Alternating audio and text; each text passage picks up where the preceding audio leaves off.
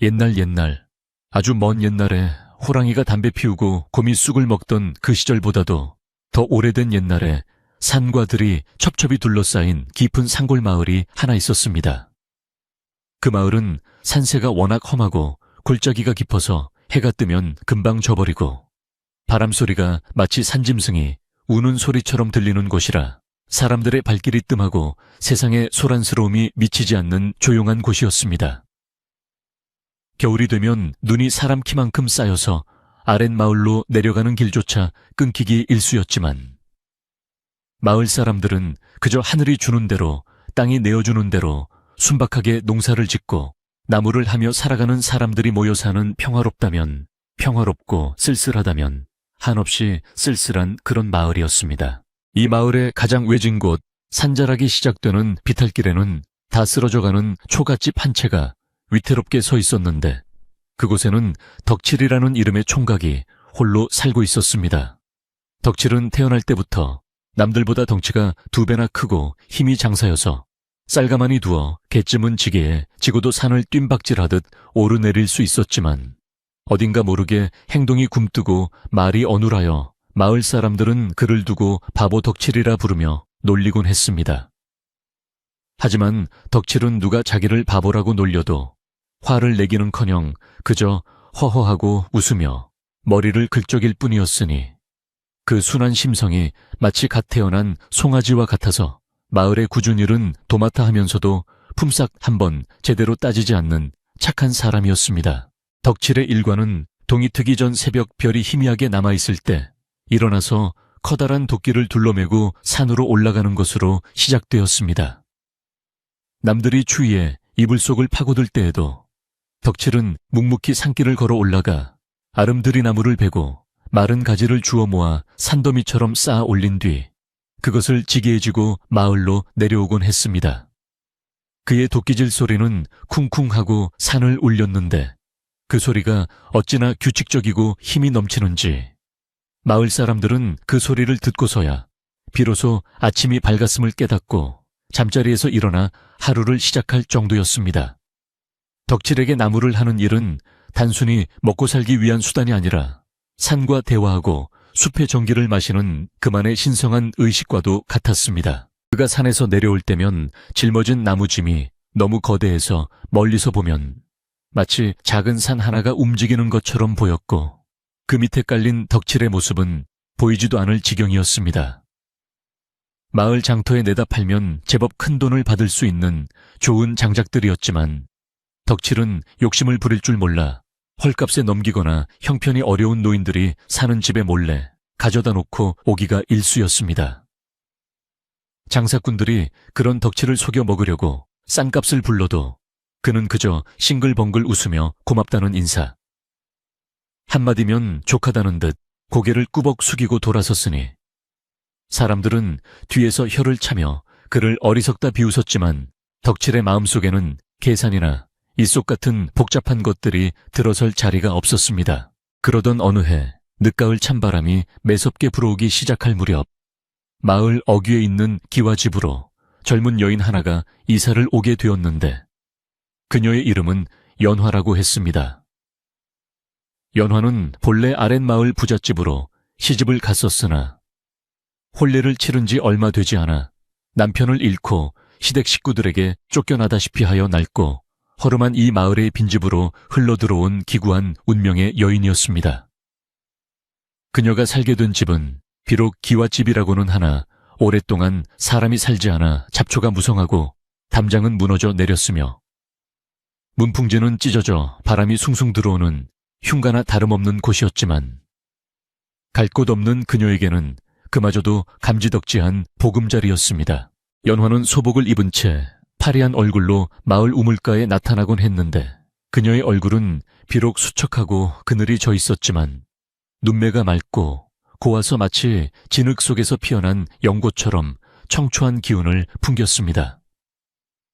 하지만 마을 안악들은 그녀가 남편을 잡아먹은 여자라며 수군거렸고 재수가 없다 하여 그녀가 우물가에 나오면 슬금슬금 자리를 피하거나 들으라는 듯이 큰 소리로 험담을 늘어놓곤 했습니다. 연화는 그런 시선과 멸시를 묵묵히 견뎌내며 아무 대꾸도 하지 않고 고개를 숙인 채 물동이에 물을 채워 서둘러 집으로 돌아가곤 했으니 그 뒷모습이 어찌나 가냘프고 위태로워 보이는지 보는 이로 하여금 안쓰러움을 자아내게 했습니다. 덕칠은 나무를 팔고 돌아오는 길에 우연히 연화와 마주친 적이 있었는데 그때 그는 난생 처음으로 가슴 한구석이 쿵하고 내려앉는 듯한 이상한 기분을 느꼈습니다. 평소 여자라고는 마을의 억척스러운 할머니들이나 아줌마들만 보아오던 덕칠에게 연화의 등장은 마치 하늘에서 선녀가 내려온 것 같은 충격이었고 그녀의 슬픈 눈동자와 마주친 순간 그는 숨이 턱 막히고 손발이 저려와 아무 말도 못하고 멍하니 서 있을 수밖에 없었습니다. 덕칠은 자신이 짊어진 나무지게가 부끄럽게 느껴졌고 땀에 젖은 자신의 행색이 초라하게 느껴져 황급히 고개를 돌리고 도망치듯 그 자리를 피했지만 그날 이후로 덕칠의 머릿속에는 온통 연화의 모습이 떠나지 않았습니다. 어느 날 저녁 무렵 찬바람이 윙윙거리며 불어대고 하늘에서는 진눈개비가 흩날리기 시작하는데 덕칠은 여느 때처럼 산에서 내려오다 연화의 집 앞을 지나게 되었습니다. 담장 너머로 들려오는 소리에 발길을 멈추고 귀를 기울여 보니 그것은 장작을 패는 소리가 아니라 무언가를 둔탁하게 내리치는 서툰 소리와 간간이 들리는 억눌린 한숨 소리였습니다. 덕칠은 호기심과 걱정이 뒤섞인 마음으로 조심스럽게 무너진 담장 틈 사이로 마당을 엿보았는데 그곳에는 얇은 옷 하나만을 걸친 연화가 끙끙거리며 도끼질을 하려고 애쓰고 있는 모습이 보였습니다. 연화는 자기 몸집만 한 큰 통나무를 세워놓고 무거운 도끼를 들어 올리려 했으나 힘이 붙여 비틀거렸고 겨우 내리친 도끼는 나무에 박히지도 않고 튕겨나가 자칫하면 발등을 찍을 뻔한 아찔한 상황이 계속되었습니다. 손은 추위에 빨갛게 얼어 터져 있었고 입술은 파랗게 질려 있었지만 당장 뗄감이 없으면 이 추운 밤을 얼어 죽을지도 모른다는 절박함에 그녀는 눈물을 흘리며 멈추지 않고 도끼를 들었습니다. 그 모습을 지켜보던 덕칠의 가슴 속에서는 뜨거운 무언가가 치밀어 올랐는데 그것은 단순한 동정심을 넘어선 자신이 대신 아파하고 대신 힘들어하고 싶은 강렬한 보호 본능이었습니다. 덕칠은 당장이라도 뛰어들어가 도끼를 빼앗아 들고 눈 깜짝할 사이에 장작을 패주고 싶었지만 혹여나 자신이 불쑥 나타나면 그녀가 놀라거나 마을 사람들의 입방에 오를까봐 차마 대문 안으로 발을 들여놓지 못했습니다. 그는 주먹을 꽉 쥐고 발을 동동 구르며 안타까운 마음으로 지켜보다가 연화가 지쳐서 마루에 주저앉아 흐느끼기 시작하자 더 이상 견디지 못하고 자신이 쥐고 있던 지게를 내려놓았습니다. 그리고는 지게 속에 있던 가장 잘 마르고 쪼개기 좋은 참나무 장작들을 한 아름 안고서 소리가 나지 않게 살금살금 연환해 집 담벼락 밑으로 다가갔습니다. 그는 담장 너머로 장작들을 하나씩 조심스레 던져 넣었는데 혹여 소리가 날까봐 집더미가 있는 곳을 골라 던지는 세심함을 발휘했습니다. 툭툭 하는 작은 소리에 연화가 고개를 들고 주위를 두리번거렸지만 덕칠은 이미 곰처럼 큰 몸을 담벼락 뒤에 납작하게 숨긴 뒤였고 어둠이 깔린 탓에 연화는 아무것도 발견하지 못했습니다. 덕칠은 심장이 콩닥거려서 입 밖으로 튀어나올 것만 같았지만 자신이 한 일이 발각되지 않았다는 안도감에 휴하고 긴 숨을 내쉬며 다시 지게를 짊어지고 자신의 오두막으로 향했습니다. 그날 밤 덕칠은 차가운 방바닥에 누워서도 잠을 이루지 못하고 천장을 바라보며 연화의 언손과 눈물을 흘리던 모습을 떠올렸습니다. 자신이 가진 힘이라고는 나무를 하고 짐을 나르는 무식한 힘뿐이지만 그 힘이 누군가를 위해, 특히 저토록 가냘픈 여인을 위해 쓰일 수 있다면 얼마나 좋을까 하는 생각이 꼬리에 꼬리를 물었습니다. 덕칠은 결심한 듯 벌떡 일어나 앉아 주먹으로 가슴을 툭 치며 혼잣말을 중얼거렸는데 앞으로 누가 뭐라 하든 매일 밤 그녀 몰래 뗄감을 마련해 주어야겠다는 다짐이었습니다. 다음 날부터 덕칠의 생활에는 작은 변화가 생겼는데 산에서 나무를 할 때 자기 목 외에 연화에게 가져다 줄 몫을 따로 챙기는 일이었습니다. 그는 가장 단단하고 불이 오래가는 참나무만을 골라 정성스럽게 다듬고 쪼개어 한 묶음씩 만들어 놓았고, 해가 지고 어둑어둑해지면 사람들이 보지 않는 틈을 타 연환의 집담장 너머나 뒷문 근처에 몰래 가져다 놓았습니다. 어떤 날은 땔감뿐만 아니라 산에서 딴 머루나 다래 같은 산열매를 나무잎에 싸서 함께 놓아두기도 했고, 또 어떤 날은 옹달샘에서 기른 맑은 물을 큰 독에 채워다 놓기도 했습니다. 연화는 처음에는 누군가 실수로 장작을 떨어뜨린 줄 알았으나 매일 밤마다 가지런히 쌓여있는 장작과 산열매들을 보며 누군가가 자신을 돕고 있음을 알게 되었습니다. 그녀는 혹시 마을 사람들이 마음을 바꾼 것인가 하여 주위를 둘러보았지만 사람들의 차가운 시선은 여전했고, 도대체 누가 이런 애를 베푸는지 알 길이 없어 그저 산신령님이 도우시는가 보다 하고 막연하게 생각할 뿐이었습니다. 덕칠이 가져다 준 장작 덕분에 연화의 방은 훈훈해졌고, 얼어붙었던 그녀의 몸과 마음도 조금씩 녹아내리는 듯했으니 이는 덕칠이 그녀에게 보낸 따뜻한 마음이 불이 되어 전해진 것이나 다름없었습니다. 덕칠은 멀리서 연환의 굴뚝에서 하얀 연기가 피어오르는 것을 볼 때마다 밥을 먹지 않아도 배가 부른 듯한 행복감을 느꼈고, 혼자 실실 웃으며 산을 오르는 일이 많아졌습니다. 마을 사람들은 덕칠이 요즘 들어 더 바보처럼 웃고 다닌다며 혀를 찼지만 덕칠에게는 그들의 비웃음 소리가 전혀 들리지 않았고, 오로지 연화가 추위에 떨지 않고 따뜻한 밤을 보낼 수 있다는 사실 하나만이 중요했습니다. 그는 자신의 행동이 사랑이라는 감정에서 비롯된 것인지는 잘 몰랐지만 그저 그녀를 지켜주고 싶다는 순수한 열망이 그의 가슴속에 가득 차오르고 있었습니다. 계절은 점점 깊어 겨울의 한복판으로 들어서고 있었고, 산바람은 더욱 매서워져 살을 애는 듯한 추위가 닥쳐왔습니다. 눈이 한 번 내리면 무릎까지 쌓여 며칠 동안 고립되기 일쑤인 상월 마을의 겨울은 가난한 사람들에게는 혹독한 시련의 계절이었지만 덕칠에게는 연화를 위해 더 열심히 움직여야 할 이유가 되는 계절이기도 했습니다. 그는 눈이 많이 오는 날이면 새벽같이 일어나 연환의 집 앞 눈을 몰래 쓸어놓기도 했고, 미끄러운 비탈길에 흙을 뿌려놓아 그녀가 물을 기르러 갈 때 넘어지지 않도록 세심하게 배려했습니다. 그러던 어느 날 마을에 흉흉한 소문이 돌기 시작했는데, 그것은 연화의 죽은 남편의 먼 친척이라는 사람이 마을을 찾아와 연화가 살고 있는 집과 밭의 소유권을 주장한다는 이야기였습니다. 그 친척은 욕심이 많고 표독스럽기로 소문난 최주사라는 자였는데, 그는 연화가 남편을 잡아먹고 집안을 망하게 했다는 핑계를 대며 그녀를 빈손으로 내쫓고 그 재산을 가로채려는 속셈을 가지고 있었습니다. 마을 사람들은 최주사의 위세에 눌려 아무 말도 못하고 눈치만 보고 있었고, 연화는 닥쳐올 불행을 예감하며 두려움에 떨고 있었습니다. 덕칠은 우연히 주막 앞을 지나다 사람들이 수근거리는 소리를 듣고 그 사실을 알게 되었는데, 그 순간 머리끝까지 피가 솟구치는 듯한 분노를 느꼈습니다. 평소에는 누가 때려도 허허 웃기만 하던 덕칠이었지만 연화에게 닥친 위기는 그를 가만히 있게 두지 않았고, 그의 둔탁한 손에는 어느새 억센 힘이 들어가고 있었습니다.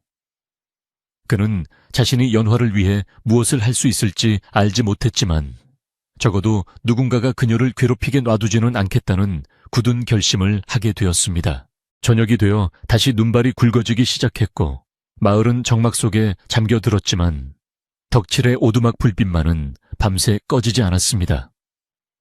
그는 낡은 숫돌에 도끼날을 시퍼렇게 갈며 깊은 생각에 잠겨 있었는데, 도끼날에 비친 그의 눈빛은 더 이상 바보의 멍한 눈빛이 아니라 무언가를 지키려는 사내의 강인한 눈빛으로 변해 있었습니다.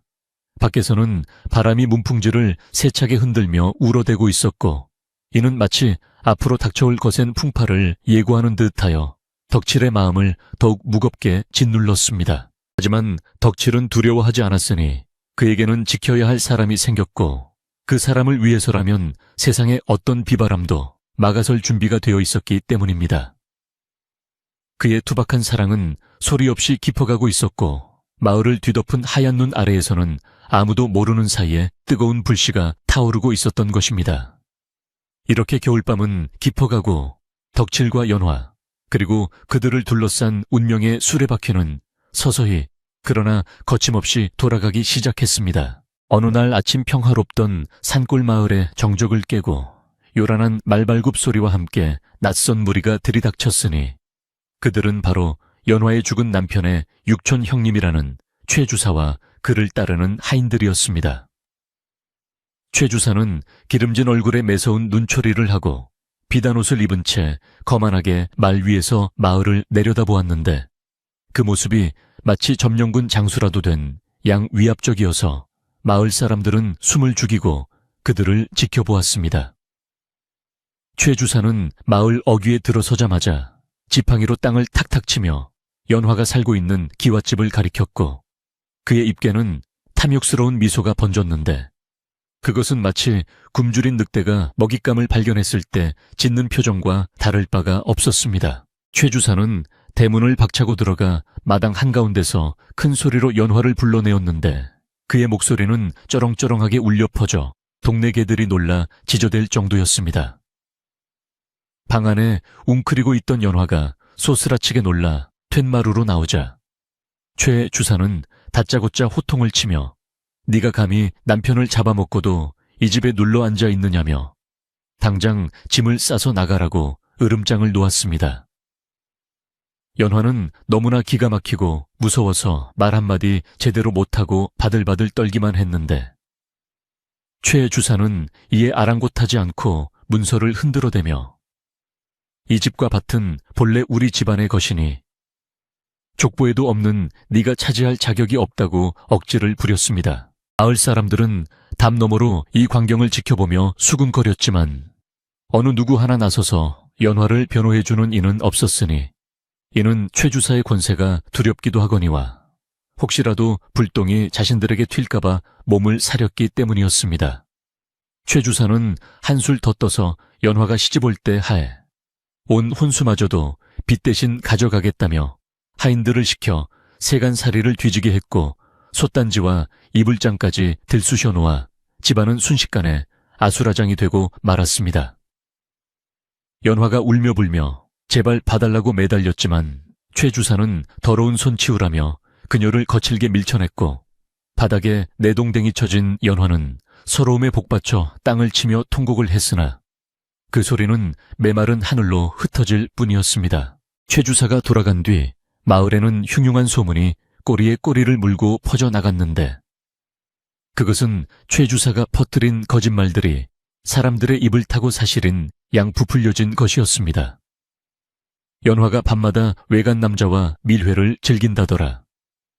집안에 있는 보물을 빼돌려 숨겨놓았다더라 하는 터무니없는 이야기들이었는데 사람들은 남의 불행을 씹기 좋아하는 습성 탓에 사실 여부를 확인하지도 않고 그저 재미삼아 이야기를 옮기기에 바빴습니다.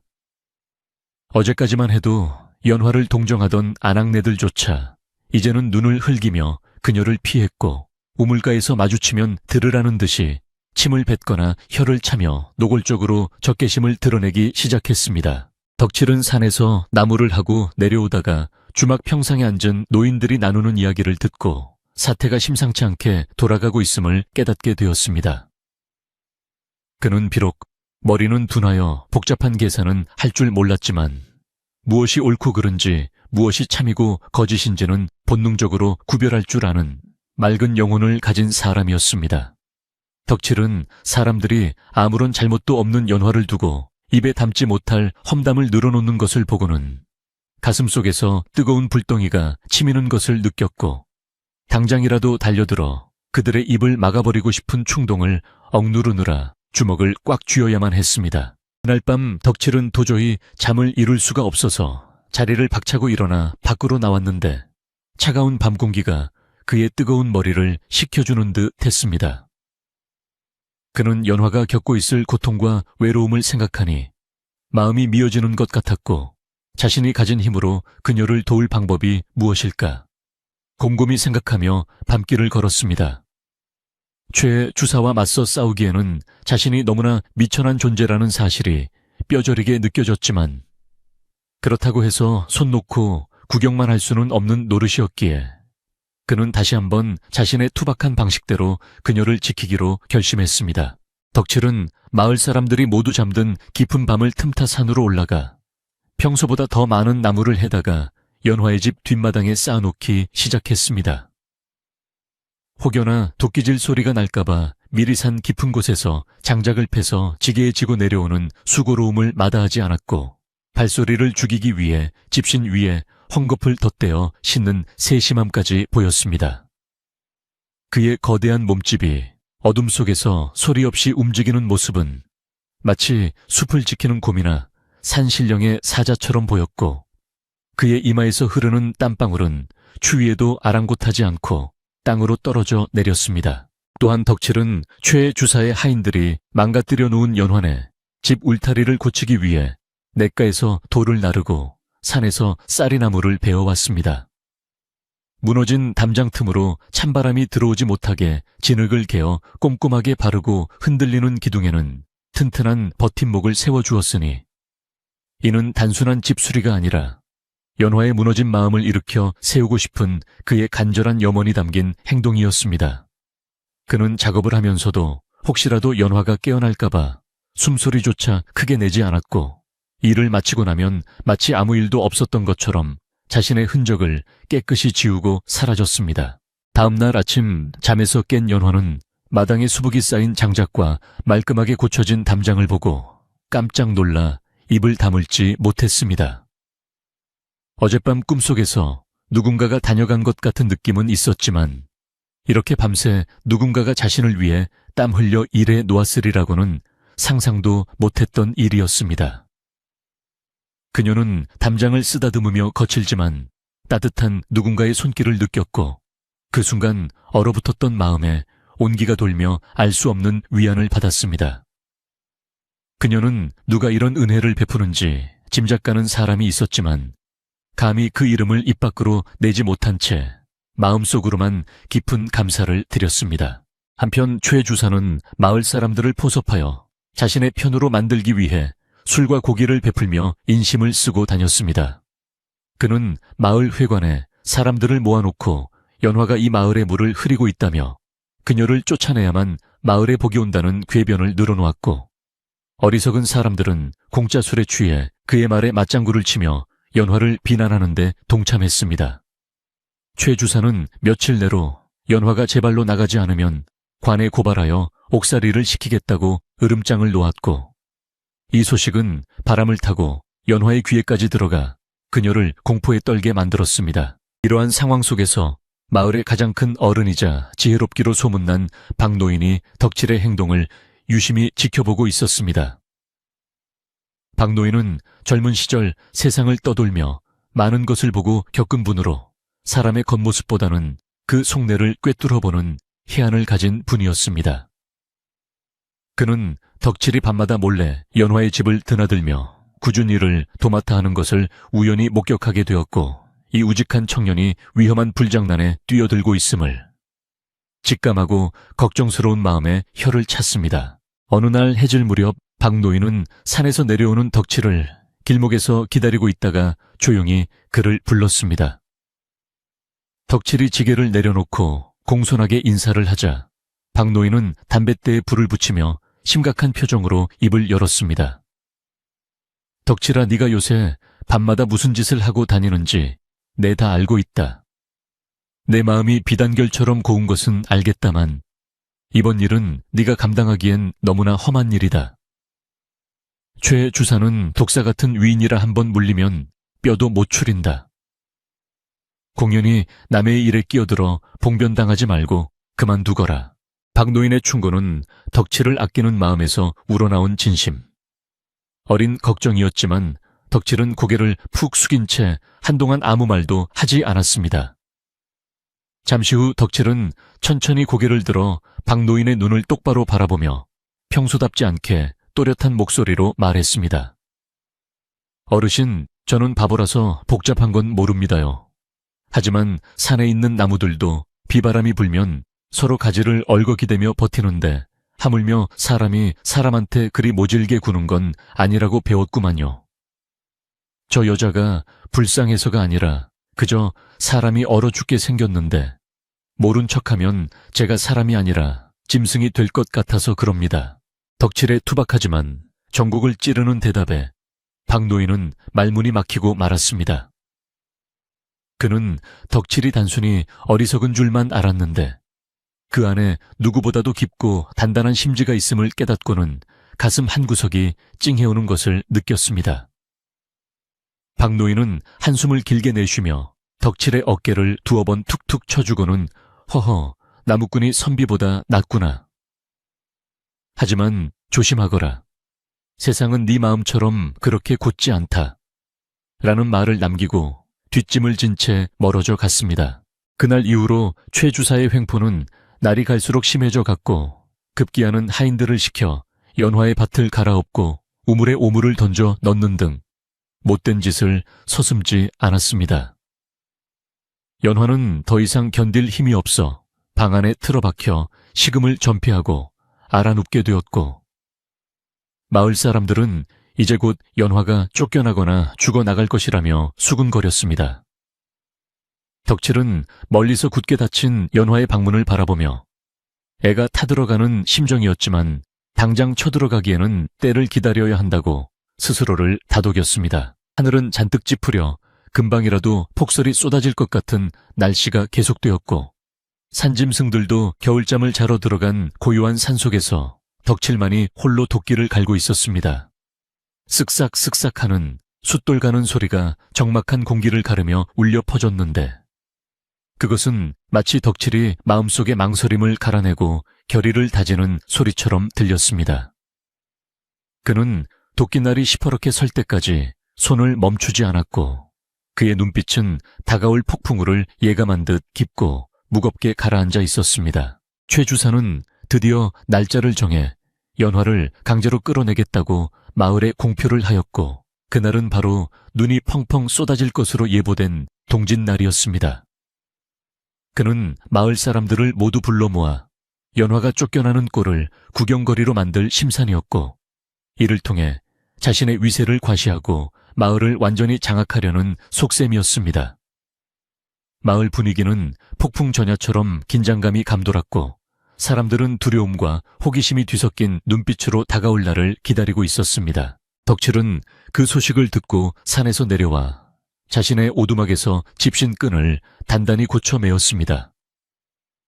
그는 이제 더 이상 숨어서 도와주는 것만으로는 부족하다는 것을 알았고 자신의 온몸을 던져서라도 연화를 지켜내야 한다는 비장한 각오를 다졌습니다. 비록 가진 것은 튼튼한 몸뚱이와 낡은 도끼자루 하나뿐이었지만 그의 가슴 속에는 천군만마보다 더 강력한 정의감과 사랑이 끓어오르고 있었습니다. 밤이 깊어지자 예보대로 하늘에서 굵은 눈발이 휘날리기 시작했고 바람은 더욱 거세게 몰아치며 창문을 덜컹거렸습니다. 온 세상이 하얗게 덮여가는 가운데 연화의 집은 마치 눈보라 속에 고립된 조각배처럼 위태로워 보였고 그 안에서 홀로 떨고 있을 연화의 모습이 덕칠의 눈앞에 아른거려 그는 잠시도 앉아 있을 수가 없었습니다. 덕칠은 벽에 걸린 도끼를 집어들고 문을 박차고 나갔는데 그의 뒷모습은 눈보라 속으로 사라지면서도 거대한 산처럼 듬직해 보였습니다. 눈은 점점 더 많이 내려 무릎까지 쌓여갔고 마을의 불빛들은 하나둘씩 꺼져 암흑천지가 되었지만 오직 연화의 집과 그곳을 향해 걸어가는 덕칠의 발자국만이 이 밤의 침묵을 깨고 있었습니다. 이것은 단순한 이야기가 아니라 한 남자가 한 여자를 위해 그리고 세상의 불의에 맞서 자신의 모든 것을 거는 싸움의 서막이었습니다. 바람소리는 마치 다가올 운명의 시간을 재촉하듯 윙윙거리며 울부짖었고 그렇게 길고 긴 겨울밤은 깊어만 갔습니다. 그날 밤은 하늘이 뚫린 것처럼 눈이 쏟아져 내려 온 세상이 하얗게 갇혀버린 밤이었으니 산짐승들도 숨을 죽이고 바람조차 길을 잃어 휘몰아치는 칠흑 같은 어둠 속이었습니다. 마을의 불빛들은 하나둘씩 꺼져 적막강산이 되었지만 오직 연화의 집 주변만이 횃불의 붉은 기운으로 일렁이며 기괴한 그림자를 만들어내고 있었습니다. 눈보라가 어찌나 거센지 한치 앞을 분간하기 어려운 지경이었으나 최 주사는 이 기회를 틈타 연화를 쫓아내려는 야욕을 버리지 못하고 장정들을 이끌고 나타났습니다. 그들이 내딛는 발자국 소리는 눈 속에 파묻혀 묻혀 둔탁하게 들렸지만 그 속에 담긴 살기는 차가운 겨울바람보다 더 매섭게 연화의 집을 향해 다가오고 있었습니다. 방 안에 홀로 앉아있던 연화는 밖에서 들려오는 웅성거림과 쿵쿵거리는 발소리에 소스라치게 놀라 이불을 끌어안고 구석으로 몸을 피했습니다. 그녀는 올 것이 왔다는 생각에 온몸이 사시나무 떨듯 떨려왔고 심장은 공포로 인해 금방이라도 터질 것만 같이 쿵쾅거렸습니다. 문풍지가 찢어질 듯 그 덜컹거리는 소리는 마치 저승사자가 문을 두드리는 소리처럼 들렸고 그녀는 차라리 이대로 눈 속에 파묻혀 사라져버렸으면 좋겠다는 절망적인 생각마저 들었습니다. 하지만 그녀가 할 수 있는 일이라고는 그저 두 손을 모으고 돌아가신 부모님과 남편의 이름을 부르며 살려달라고 비는 것뿐이었으니 그 모습이 너무나 가냘프고 애처로워 보는 이가 있었다면 눈물을 흘리지 않을 수 없었을 것입니다. 최 주사는 대문 앞에 서서 거만하게 지팡이를 휘두르며 하인들에게 대문을 부수라고 명령했고 그 소리는 고요한 밤하늘을 찢어놓을 듯 날카롭게 울려 퍼졌습니다. 건장한 하인들이 달려들어 낡은 대문을 발로 차고 도끼로 내리찍자 힘없이 버티던 문짝은 비명을 지르며 떨어져 나갔고 그들은 마치 점령군처럼 마당으로 들이닥쳤습니다. 최 주사는 마당 한가운데 버티고 서서 이 요망한 거사 썩 나오지 못할까? 내 오늘 너를 기어이 이 마을에서 쫓아내고야 말겠다. 라고 고래고래 소리를 질렀습니다. 그의 목소리에는 일말의 자비심도 느껴지지 않았고 오로지 탐욕과 악독함만이 가득 차 있어 듣는 이의 등골을 서늘하게 만들었습니다. 연화가 공포에 질려 툇마루로 기어 나오자 최 주사의 하인들은 기다렸다는 듯이 달려들어 그녀의 멱살을 잡고 마당으로 끌어내렸습니다. 얇은 소복 차림의 연화는 차가운 눈밭에 내동댕이 쳐졌고 살을 애는 듯한 추위와 수치심에 고개를 들 수조차 없었습니다. 최 주사는 눈밭에 쓰러진 연화를 내려다보며 킬킬거리며 웃었고 네가 제 발로 나가지 않으니 내 친히 끌어내주는 것이다. 이 집은 이제 내 것이니 썩 꺼지거라 하며 다시 한번 으름장을 놓았습니다. 연화는 눈물 범벅이 된 얼굴로 어르신 이 추운 밤에 갈 곳이 없습니다. 제발 날이 밝을 때까지만이라도 있게 해주십시오. 라고 애원했지만 그들에게는 쇠귀에 경읽기나 다름없었습니다. 그때 하인들이 연화의 세간살이를 집 밖으로 집어던지려고 방으로 들어가려던 찰나 어둠 속에서 거대한 그림자 하나가 쑥 나타나 그들의 앞을 가로막았습니다. 그 그림자는 마치 산이 움직이는 듯 육중했고 눈보라를 뚫고 서 있는 모습이 태산과 같이 굳건하여 하인들은 흠칫 놀라 뒷걸음질을 쳤습니다. 횃불의 불빛이 그 그림자의 얼굴을 비추자 드러난 것은 다름 아닌 덕칠이었는데 그의 눈에서는 평소의 어수룩한 기운은 온데간데 없고 시퍼런 불꽃이 튀는 듯한 형형한 안광만이 뿜어져 나오고 있었습니다. 덕칠은 손에 든 도끼를 땅에 쾅 하고 내려찍으며 천둥 같은 목소리로 누구든 이 여인에게 손끝 하나라도 댔다가는 내 가만두지 않겠다 라고 외쳤습니다. 덕칠의 갑작스러운 등장에 최 주사와 하인들은 잠시 멍하니 얼어붙었고 덕칠이 뿜어내는 기세에 눌려 감히 함부로 덤벼들지 못했습니다. 평소 바보라고 무시하던 덕칠이 이토록 무시무시한 힘과 위엄을 가지고 있을 줄은 꿈에도 몰랐기에 최 주사는 당황하여 이놈이 미쳤나? 내 놈이 여기가 어디라고 감히 끼어드느냐? 라며 말을 더듬었습니다. 하지만 덕칠은 꿈쩍도 하지 않고 연화의 앞을 가로막은 채 마치 어미곰이 새끼를 지키듯 두 팔을 벌려 그들을 막아섰습니다.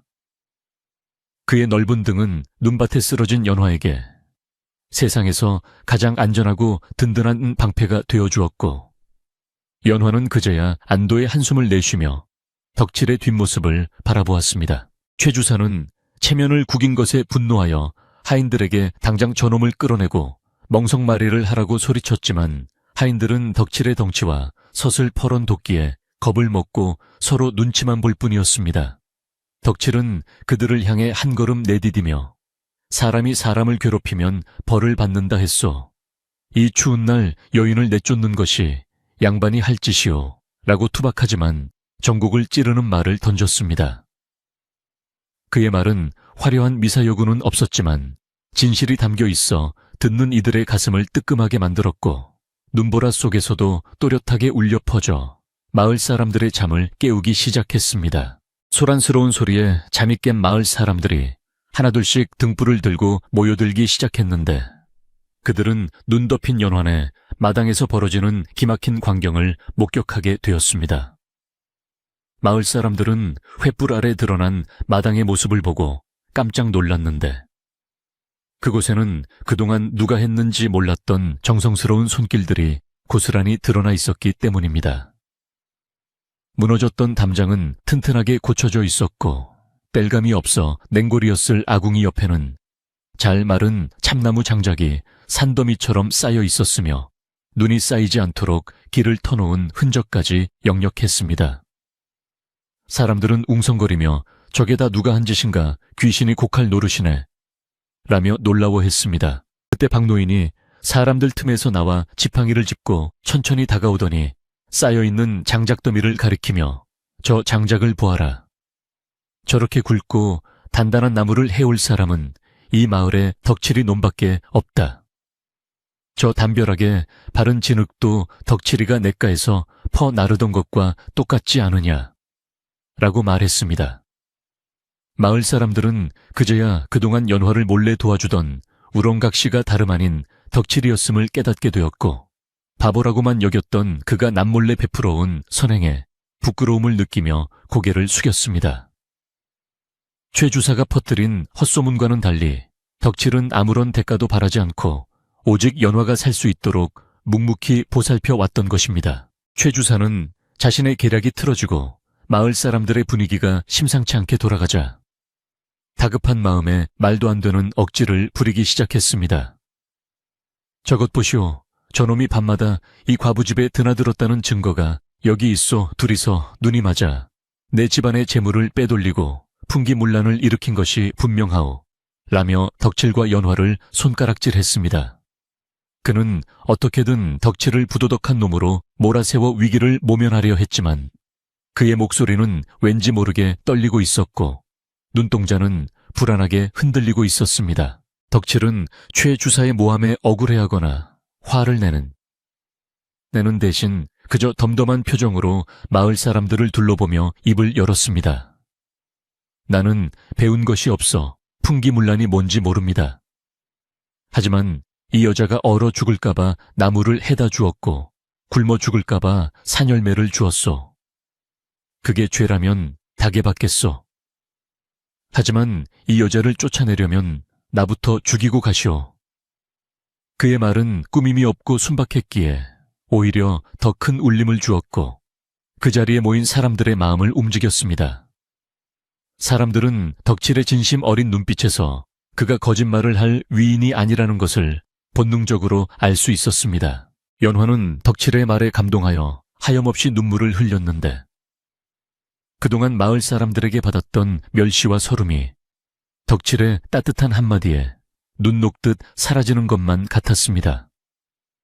그녀는 용기를 내어 덕칠의 곁으로 다가가 그의 옷자락을 붙잡고 일어섰는데 이는 더 이상 숨거나 피하지 않고 덕칠과 함께 운명에 맞서겠다는 무언의 표시였습니다. 두 사람이 눈보라 속에 나란히 서 있는 모습은 마치 거친 세상에 맞서는 한 쌍의 바위와 꽃처럼 보였고 그 모습이 너무나 애절하고도 아름다워서 마을 사람들은 숨을 죽이고 지켜보았습니다. 분위기가 반전되자 최 주사의 하인들은 슬금슬금 뒷걸음질을 치며 도망칠 구멍을 찾기 시작했습니다. 그들은 돈을 받고 일하는 왈패들이었지만 마을 전체를 적으로 돌리고 싶지는 않았고 무엇보다 눈앞에 버티고 선 덕칠이라는 거인을 상대할 자신이 없었기 때문입니다. 최 주사는 이 멍청한 놈들아 뭘 보고만 있느냐. 당장 저놈들을 끌어내라니까 라고 악을 썼지만 이미 기세는 꺾인 뒤였고 그의 명령은 공허한 메아리가 되어 돌아올 뿐이었습니다. 이때 마을의 아낙네들 중 평소 목소리가 큰 떡집 아주머니가 나서서 최 주사에게 쏘아붙였습니다. 어르신, 아무리 재물이 탐나도 그렇지 사람을 이 엄동설 안에 내쫓는 법이 어디 있습니까? 그리고 덕칠이가 바보인 줄만 알았더니 멀쩡한 양반들보다 100배 1000배 낫구먼요. 없는 말 지어내서 사람 잡지 마시고 그만 돌아가시지요. 그녀의 말이 떨어지자 다른 사람들도 맞소 하며 맞장구를 치기 시작했고 순식간에 마당은 최 주사를 성토하는 장으로 변해버렸습니다. 최 주사는 얼굴이 불그락푸르락해져서 어쩔 줄을 몰라 했지만 마을 사람들의 눈초리가 너무나 매서워 더 이상 억지를 부릴 수가 없었습니다. 그는 자신이 파놓은 함정에 스스로 빠진 꼴이 되어버렸고 쥐구멍이라도 있으면 숨고 싶은 심정이었습니다. 하지만 그의 탐욕은 끈질겨서 쉽게 물러서려 하지 않았고 마지막 발악으로 두고 보자. 내 관에 고발해서 내 놈들을 요절낼 것이다. 라며 씩씩거렸습니다. 그러나 그 협박조차도 이제는 아무런 힘을 발휘하지 못하고 눈보라 속에 흩어질 뿐이었습니다. 덕칠은 요동하지 않고 최 주사를 노려보며 도끼를 고쳐 잡았는데 그 모습이 마치 사천왕처럼 위엄이 있어 최 주사는 기가 질려 한 발자국 뒤로 물러섰습니다. 덕칠은 나직하지만 단호한 목소리로 관에 가든 어디를 가든 상관없어. 하지만 지금 당장 내 눈앞에서 사라지지 않으면 이 도끼가 나무만 패는 것이 아니라는 걸 보여주겠소. 라고 경고했습니다.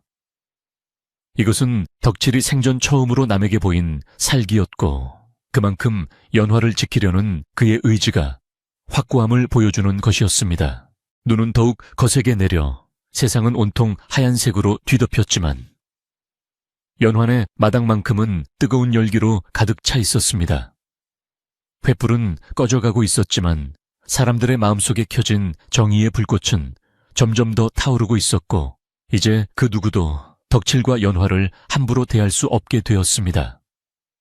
최 주사와 그의 무리들은 고립된 섬처럼 마을 사람들 한가운데 갇혀버렸고 진실은 눈 속에 파묻히지 않고 오히려 더욱 선명하게 드러나고 있었습니다. 마을 사람들은 덕칠이 그동안 밤마다 해놓은 일들을 다시금 살펴보며 감탄을 금치 못했습니다.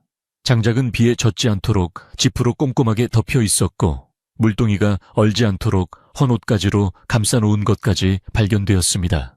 이러한 세심한 배려는 단순히 힘만 센 바보가 할 수 있는 일이 아니라 진정으로 누군가를 아끼고 사랑하는 마음이 없으면 불가능한 일들이었습니다. 사람들은 덕칠의 투박한 겉모습 속에 숨겨진 보석 같은 마음씨를 확인하고는 그동안 그를 무시했던 자신들을 반성하게 되었습니다. 최 주사는 이제 더 이상 버틸 명분이 없음을 깨닫고 하인들에게 눈짓을 보내 철수할 준비를 했습니다. 하지만 자존심이 상한 그는 쉽게 발길을 돌리지 못하고 분을 사기지 못해 씩씩거리고 있었습니다. 상황은 일촉즉발의 긴장감 속에서 잠시 멈춰 있었고 눈 내리는 소리만이 사그락사그락 들려왔습니다.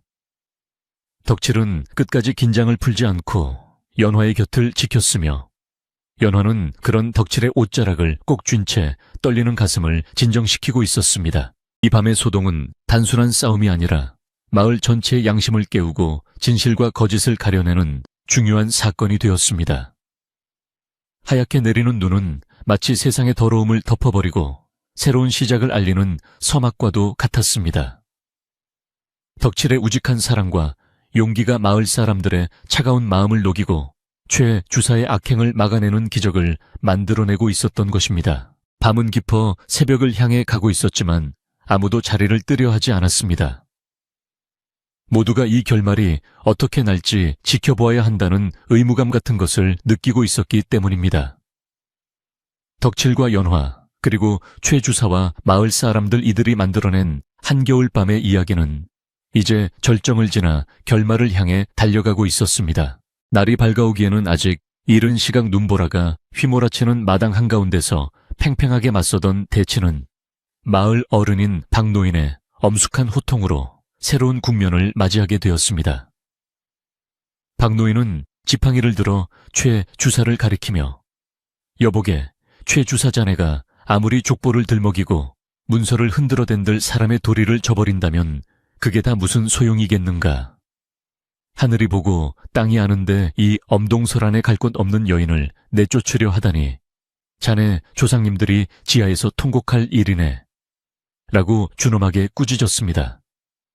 그의 목소리는 늙고 쉬었지만 그 안에 담긴 서슬퍼런 위엄은 최 주사의 기세를 꺾기에 충분했고 마을 사람들은 모두 숨을 죽이고 그 판결을 경청했습니다. 최 주사는 박노인의 말에 얼굴이 붉어졌다, 하얘졌다 하며 반박하려 했지만 이미 마을 사람들의 눈빛이 자신을 향한 경멸로 가득 차 있음을 느끼고는 입을 다물 수밖에 없었습니다. 그는 자신이 데려온 하인들을 흑이 쳐다보았으나 그들조차 도끼를 들고 서 있는 덕질의 기세에 눌려 고개를 숙이고 있거나 슬금슬금 뒷걸음질 치고 있었으니 더 이상 믿을 구석이 없었습니다. 최 주사는 분통이 터져 지팡이로 땅을 내리치며 두고 보자, 내 오늘 물러가지만 이 수모는 결코 잊지 않겠다. 라고 소리쳤지만 그 목소리는 마치 패배한 장수의 비명처럼 공허하게 들릴 뿐이었습니다. 결국 최 주사는 체면을 구긴 채 황급히 말에 올라타 도망치듯 마을을 빠져나가야 했는데 눈길에 말이 미끄러져 하마터면 낙상할 뻔한 우스꽝스러운 모습을 보여 마을 사람들의 비웃음을 샀습니다. 그의 하인들도 주인을 따라 허둥지둥 짐을 챙겨 달아났고 그들이 떠난 자리에는 어지러운 발자국과 부서진 대문 조각들만이 흉물스럽게 남게 되었습니다. 소란스러웠던 폭풍이 지나가고 나자 마당에는 다시금 고요가 찾아왔지만 그 고요는 이전의 불안한 침묵과는 달리 악한 기운이 물러간 뒤에 찾아오는 평온함과 안도감이 섞인 따뜻한 침묵이었습니다.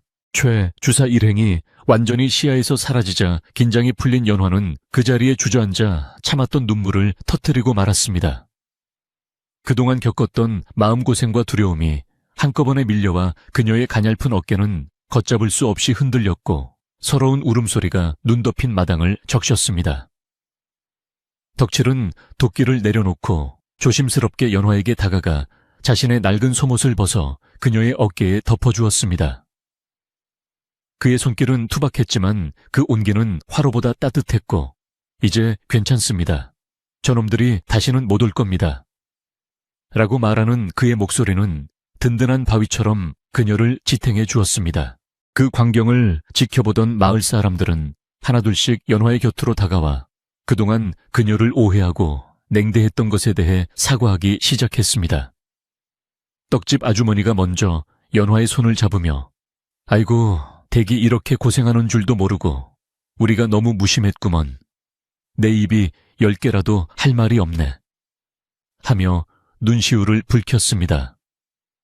다른 안악들도 미안해요. 우리가 최 주사의 꿰매 넘어가서 사람을 볼 줄 몰랐소. 라며 고개를 숙였고 남정네들은 헛기침을 하며 쑥스러운 듯 덕칠의 등을 두드려 주었습니다. 박노인은 사람들에게 이르기를 자, 다들 멍하니 서 있지 말고 이 난장판을 수습합시다. 대문도 고쳐달고 흩어진 세간살이도 들여놓아야 이 사람이 맘 편히 쉴 것 아닌가 라고 독려했습니다. 그 말에 마을 사람들은 누가 시키지 않아도 걷어붙이고 나서서 연화의 집을 정리하기 시작했습니다. 어떤 이는 망가진 문짝을 들어 올리고 어떤 이는 마당에 널브러진 솥단지와 이불을 털어 방 안으로 들여놓았으며 또 어떤 이는 빗자루를 들고 어지러운 눈밭을 쓸어내었습니다. 덕칠은 힘쓰는 일을 도맡아 했는데 최 주사의 하인들이 팽개쳐 놓은 무거운 장독들을 번쩍번쩍 들어 제자리에 옮겨 놓았습니다. 보통 사람 둘이서 끙끙대며 들어야 할 항아리를 덕칠은 마치 빈 바구니 들듯 가볍게 들어 올리니 마을 사람들은 천하장사 덕칠이가 있어 든든하구먼 하며 감탄사를 연발했습니다. 덕칠은 칭찬을 들을 때마다 쑥스러워 얼굴을 붉히며 그저 묵묵히 일만 했지만 그의 입계는 뿌듯한 미소가 번지고 있었습니다. 마을 사람들과 함께 땀 흘려 일하는 동안 덕칠은 더 이상 외톨이 바보가 아니라 마을의 일원이자 든든한 일꾼으로 인정받고 있었던 것입니다. 한바탕 정리가 끝나갈 무렵 어느새 날이 밝아오며 동쪽 하늘이 붉게 물들기 시작했고 눈보라도 잦아들었습니다. 떡집 아주머니는 집으로 달려가 김이 모락모락 나는 시루떡과 따뜻한 국밥을 한솥 끓여왔고 다른 집에서도 막걸리와 김치를 가져와 마당 한가운데 멍석을 깔고 작은 잔치를 벌였습니다. 이것은 단순히 배를 채우기 위한 식사가 아니라 마을의 갈등을 씻어내고 화합을 다지는 중요한 의식이었습니다. 사람들은 둥글게 둘러앉아 음식을 나누며 얼었던 몸과 마음을 녹였고 웃음소리가 다시 마을에 울려 퍼지기 시작했습니다. 덕칠은 멍석 끝자리에 앉아 국밥을 후루룩 들이켰는데 난생 처음 받아보는 마을 사람들의 따뜻한 대접에 가슴이 벅차올라 목이 메었습니다. 연화가 조용히 다가와 덕칠의 밥그릇에 김치를 얹어주며 정말 고맙습니다. 덕칠 씨 덕분에 제가 살았습니다. 라고 작은 목소리로 인사했습니다. 덕칠은 밥알이 튀어나올까봐 입을 막고 허허 웃으며 별말씀을요. 밥 많이 드시고 기운 차리십시오. 라고 대답했는데 두 사람 사이에 흐르는 묘한 기류에 주변 사람들은 흐뭇한 표정으로 그들을 바라보았습니다. 박 노인은 막걸리 한 사발을 들이키고 나서 비 온 뒤에 땅이 굳는다고 이번 일로 우리 마을 인심이 더 좋아지겠어. 덕칠이 자네가 우리 마을의 복덩이일세. 라고 덕칠을 치켜 세웠습니다. 마을 사람들은 박수를 치며 동의했고 덕칠은 몸둘 바를 몰라 머리만 긁적였습니다. 그동안 바보라고 놀림받던 덕칠이 이제는 마을을 지킨 영웅이 되었고 과부라고 손가락질 받던 연화는 이웃들의 따뜻한 보살핌을 받는 존재가 되었으니 이 모든 것이 하룻밤 사이에 일어난 기적과도 같은 변화였습니다. 사람들은 식사를 마치고 나서도 쉬이 자리를 뜨지 못하고 모닥불 주위에 모여 앉아 도란도란 이야기를 나누었습니다. 최 주사가 얼마나 욕심 많은 위인인지 성토하기도 하고 덕칠이 얼마나 힘이 센지 무용담을 늘어놓기도 하며 시간 가는 줄 몰랐습니다. 연화는 사람들의 이야기 소리를 자장가 삼아 방 안에 누워 휴식을 취했는데 밖에서 들려오는 왁자지껄한 소음이 예전처럼 두렵지 않고 오히려 평온하게 느껴졌습니다. 그녀는 이제 더 이상 혼자가 아니라는 사실에 깊은 안도감을 느끼며 오랜만에 깊고 편안한 잠에 빠져들 수 있었습니다. 점심 나절이 지나고 해가 중천에 뜨자 눈 쌓인 산봉우리가 눈부시게 빛났고 마을 사람들은 각자의 집으로 돌아갈 채비를 했습니다. 그들은 돌아가면서 연화에게 필요한 게 있으면 언제든 말해요. 라며 덕담을 건넸고 덕칠에게는 나중에 우리 집 장작도 좀 부탁하네. 라며 농담을 던지기도 했습니다. 마당은 다시 조용해졌지만 그곳에는 사람들의 온기가 여전히 남아있어 춥게 느껴지지 않았습니다. 덕칠은 사람들이 모두 돌아간 뒤에도 남아서 뒷정리를 마무리하고 무너진 담장을 다시 한번 꼼꼼히 살폈습니다. 덕칠은 연화가 잠든 방, 문을 바라보며 그녀가 깰 때까지 밖을 지키고 있어야겠다고 생각했습니다. 혹시라도 최 주사가 다시 돌아올까 하는 걱정도 있었지만 그보다는 그녀가 눈을 떴을 때 아무도 없으면 무서워할까봐 배려하는 마음이 더 컸습니다. 그는 마루 끝에 걸터앉아 도끼를 무릎 위에 올려놓고 꾸벅꾸벅 조는 척하며 경계를 늦추지 않았는데 그 모습이 마치 충직한 호위무사와 같았습니다. 오후 늦게 잠에서 깬 연화가 방문을 열고 나왔을 때 그녀는 마당을 쓸고 있는 덕칠의 넓은 등판을 보고 왈칵 눈물이 쏟아질 뻔했습니다. 그녀는 부끄러움을 무릅쓰고 마루로 내려와 덕칠에게 다가가 덕칠 씨 추운데 들어와서 몸 좀 녹이세요 라고 권했습니다.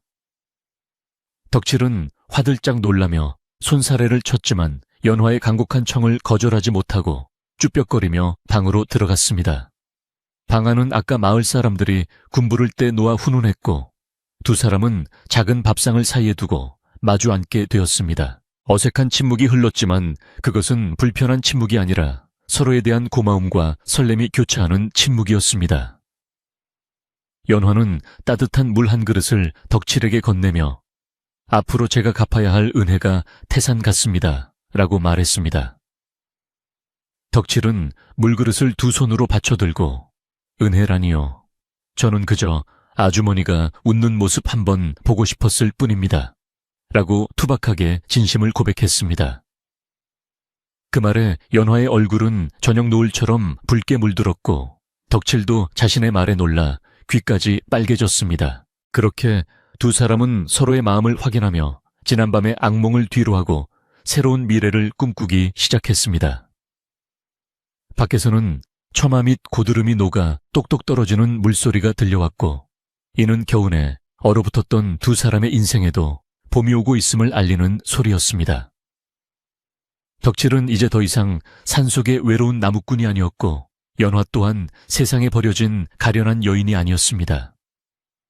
그들은 서로에게 의지하며 거친 세상을 헤쳐나갈 동반자가 되어가고 있었습니다. 날이 어둑어둑해지자 덕칠은 자리에서 일어나 집으로 돌아가려 했으나 연화는 그를 배웅하며 대문 밖까지 따라 나왔습니다. 내일 또 오겠습니다.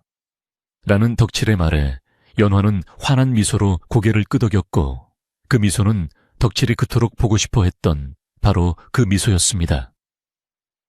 덕칠은 산길을 올라가는 내내 발걸음이 구름 위를 걷는 듯 가벼웠고 콧노래가 절로 나왔습니다.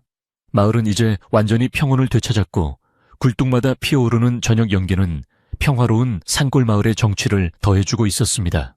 이날의 사건은 마을 사람들에게 오랫동안 회자될 이야깃거리가 되었고 바보 덕칠과 연화 A씨의 이야기는 전설처럼 남게 되었습니다. 하지만 정작 두 사람에게는 전설이 아니라 현실이었고 매일매일 이어지는 삶의 한 조각이었습니다. 가장 춥고 힘든 날에 피어난 그들의 인연은 눈보라가 그친 뒤 더 단단하게 굳어진 땅처럼 흔들림 없이 뿌리 내리게 되었습니다. 이제 모든 소란이 잠재워지고 마을은 다시금 깊은 밤에 정적 속으로 빠져들 준비를 하고 있었습니다. 하지만 어제의 밤과는 달리 오늘 밤은 두려움 없는 평화로운 밤이 될 것임이 분명했습니다. 겨울이 가고 봄이 오는 소리는 상골짜기 얼음장 밑에서부터 들려오기 시작했으니 졸졸졸 흐르는 시냇물 소리가 마치 잠든 땅을 깨우는 자장가처럼 부드럽게 마을을 감싸 안았습니다.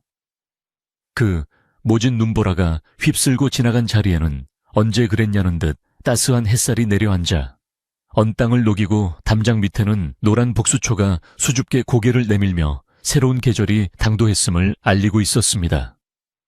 마을 사람들의 옷차림도 한결 가벼워졌고 겨우내 움츠러들었던 어깨가 펴지면서 골목마다 활기찬 기운이 감돌기 시작했는데 그 중에서도 가장 봄 기운이 완연한 곳은 다름 아닌 마을 끝자락 언덕 위에 있는 연화의 집이었습니다. 최 주사가 쫓겨나고 마을의 평화가 찾아온 뒤 덕칠과 연화 사이에는 굳이 말하지 않아도 통하는 깊은 정이 오가고 있었으니 이는 마을 사람들이 모두 바라고 기대하던 바였습니다. 박노인은 나를 받아 두 사람의 혼례를 주선하였는데 비록 화려한 예복이나 요란한 잔치상은 없었지만 정화수 한 그릇을 떠놓고 서로 맞절을 올리는 그들의 모습은 세상 그 어떤 혼례보다도 경건하고 아름다웠습니다. 마을 안악들은 장롱 깊숙이 넣어두었던 고운 천을 꺼내 연화의 새 저고리를 지어주었고 남정네들은 십시일반으로 곡식을 모아 덕칠의 곡간을 채워주며 두 사람의 앞날을 진심으로 축복해 주었습니다. 덕칠이 연화의 집으로 들어가 살림을 합치게 되면서 그 집은 하루가 다르게 윤기가 흐르고 사람 사는 냄새가 나는 따뜻한 보금자리로 변모해 갔습니다. 덕칠은 타고난 부지런함으로 새벽부터 일어나 마당을 쓸고 소에게 여물을 주었으며 틈만 나면 산에 올라가 좋은 나무를 베어다가 낡은 석가래를 바꾸고 문짝을 새로 짜 놓는 등 집단장에 여념이 없었습니다. 그의 투박한 손길이 닿는 곳마다 삐걱거리던 마루는 단단해졌고 뚫려있던 창호지는 팽팽하게 발라져 더 이상 찬바람이 새어들 틈이 없게 되었으니 집안은 언제나 훈훈한 온기로 가득 차게 되었습니다. 연화 또한 예전의 슬픈 기색을 완전히 지워버리고 생기가 넘치는 얼굴로 집안을 알뜰살뜰 보살폈는데 그녀의 손끝에서 피어나는 살림 솜씨는 마을 사람들의 칭송을 자자하게 듣기에 충분했습니다. 그녀는 텃밭을 일구어 상추와 고추를 심고 담장 아래에는 봉숭아와 채송화를 심어 꽃밭을 만들었으며 덕칠이 산에서 캐온 나물들을 정갈하게 묻혀 밥상에 올리니 그 맛이 꿀맛이라 덕칠은 밥 2그릇을 눈 깜짝할 새에 비우곤 했습니다. 연화가 부엌에서 달그락거리며 음식 만드는 소리와 굴뚝에서 피어오르는 구수한 밥 짓는 냄새는 덕칠에게 있어 세상에서 가장 행복한 소리이자 향기였습니다. 이제 마을 사람들은 더 이상 덕칠을 바보 덕칠이라 부르지 않고 덕칠네 혹은 덕칠 서방이라 부르며 그를 마을의 어엿한 가장으로 대우해 주었습니다. 힘이 장사이고 마음씨가 고운 덕칠은 마을에 굳은 일이 생길 때마다 누구보다 먼저 달려가 해결사 노릇을 톡톡히 해내었으니 무거운 짐을 나르거나 집을 짓는 일에는 을의 덕칠이 앞장서서 힘을 보태었습니다. 사람들은 그런 덕칠을 보며 사람은 겉만 보고 모르는 법이야. 저렇게 듬직한 사내를 우리가 몰라봤어. 라며 칭찬을 아끼지 않았고 덕칠은 쑥스러운 듯 허허 웃으며 막걸리 한 잔 얻어 마시는 것으로 보람을 느꼈습니다. 봄이 무르익어 농사철이 시작되자 덕칠의 진가는 더욱 빛을 발했는데 그는 소가 없는 집의 밭을 대신 갈아주기도 하고 논물을 대느라 밤을 새우는 일도 마다하지 않았습니다. 그의 쟁기질 솜씨는 서툴렀지만 워낙 힘이 좋아 묵은 땅도 깊게 펴엎을 수 있었고 덕분에 그해 농사는 풍년이 들 조짐이 보이며 마을 전체가 활기를 띠게 되었습니다. 연화는 새참 광주리를 머리에 이고 논두렁을 걸어와 덕칠에게 시원한 물과 주먹밥을 건네주곤 했는데 땀 범벅이 된 얼굴로 아내를 맞이하는 덕칠의 표정에는 세상을 다 가진 듯한 뿌듯함이 서려 있었습니다. 어느 날 장터에 나갔던 마을 사람이 최 주사의 소식을 전해왔는데 그는 마을에서 쫓겨난 뒤 관에 가서 억지를 부리다가 도리어 곤장을 맞고 쫓겨났다는 통쾌한 이야기였습니다. 욕심을 부리다 가산을 탕진하고 이제는 오갈 데 없는 신세가 되어 다른 마을을 떠돌고 있다는 소문에 마을 사람들은 사필규정이라 뿌린 대로 거두는 법이지 라며 혀를 찼습니다. 덕칠과 연화는 그 소식을 듣고도 별다른 내색을 하지 않고 그저 서로의 손을 꼭 잡으며 지금의 평온한 삶에 감사할 뿐 지난날의 원망이나 미움은 봄눈 녹듯이 흘려보내기로 했습니다. 여름이 되어 산과 들에 녹음이 짙어지자 덕칠과 연화의 사랑도 더욱 깊어져만 갔으니 무더운 낮에는 시원한 정자나무 아래서 땀을 식히고 밤에는 평상에 누워 쏟아지는 별들을 바라보며 도란도란 이야기를 나누는 것이 그들의 일과가 되었습니다. 덕칠은 연화에게 산속의 동물들 이야기나 신기한 약초 이야기를 들려주었고 연화는 덕칠에게 글자를 가르쳐주거나 옛날 이야기를 해주며 서로의 부족한 점을 채워나갔습니다. 덕칠이 서툰 솜씨로 연화라는 이름을 삐뚤빼뚤하게 써놓고 아이처럼 기뻐하는 모습을 보며 연화는 배를 잡고 웃다가도 가슴 찡한 감동을 느끼곤 했습니다. 가을이 오자 황금 들판이 출렁거리고 감나무에는 붉은 감들이 주렁주렁 매달려 마을은 풍성한 수확의 기쁨으로 들썩였습니다. 덕칠은 자신의 밭에서 거둔 곡식을 지게 가득 지고 와 마당에 쌓아 놓았는데 그 양이 제법 많아서 겨우내 먹고도 남을 정도였습니다. 그는 수확한 곡식 중 가장 좋은 것을 골라 박노인과 떡집 아주머니 등 자신들을 도와준 이웃들에게 나누어 주었는데 이는 받은 은혜를 잊지 않고 갚으려는 그의 착한 심성에서 우러나온 행동이었습니다.